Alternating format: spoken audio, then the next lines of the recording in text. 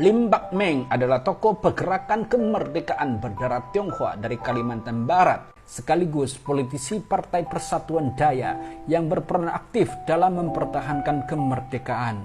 Namanya terkenal pada tahun 40 sampai 70-an karena ia banyak mempunyai peranan penting di Kalimantan Barat. Pada usia muda, Lim mulai terlibat gerakan politik nasionalis di bawah Partai Persatuan Indonesia Raya yang memiliki misi memperjuangkan kemerdekaan.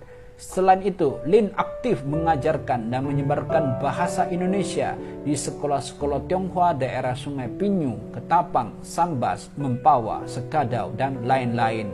Pada tahun 1941, Lim menjadi bagian dari Partai Persatuan Daya (PPD). Pada masa revolusi kemerdekaan, perannya begitu penting dan menonjol.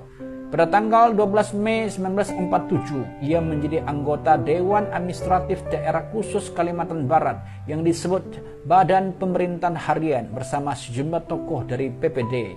Ia bersama tokoh-tokoh lainnya juga mendirikan Badan Pemberontakan Indonesia Kalimantan Barat dan melakukan gerakan bawah tanah di daerah pesisir Kalimantan. Perjuangan itu terus dilakukannya hingga persetujuan konferensi meja bundar tahun 1949. Pada tahun 1951, ia menjadi anggota KMK Kalimantan Barat.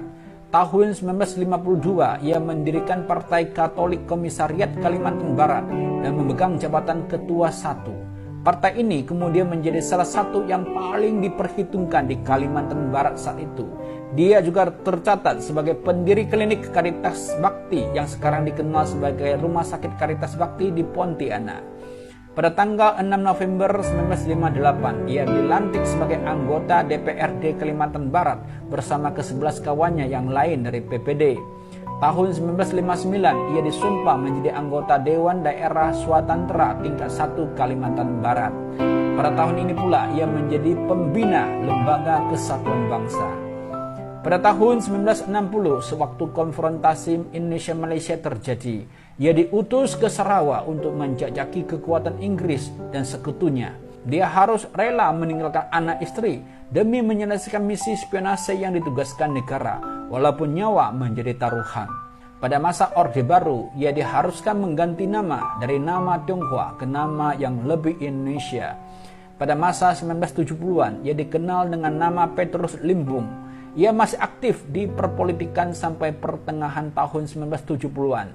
Jabatan terakhirnya adalah Ketua kelima Golkar Kalimantan Barat.